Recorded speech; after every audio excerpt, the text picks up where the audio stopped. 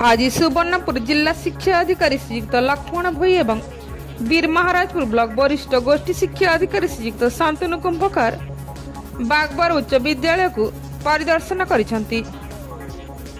जिला शिक्षा अधिकारी श्रीयुक्त भोई 10म श्रेणी छात्र छात्री इंग्राजी भाषा रे थिबा दक्षता को परिमाप करथिले। या संगे संगे स्मार्ट बोर्ड रे छात्र छात्री माने केमिति पढुछंती एवं तार व्यवहार केमिति जानिछंती परीक्षा करथिले। 9म श्रेणीर छात्र छात्री मानकर ओडिया भाषार दक्षता को परिमाप करथिले। एहा परे विद्यालयर विभिन्न शैक्षिक दिग को तदारक करथिले। विद्यालयर शिक्षक शिक्षयित्री मानक सह विद्यालयर विभिन्न समस्या उपरे आलोचना करथिले।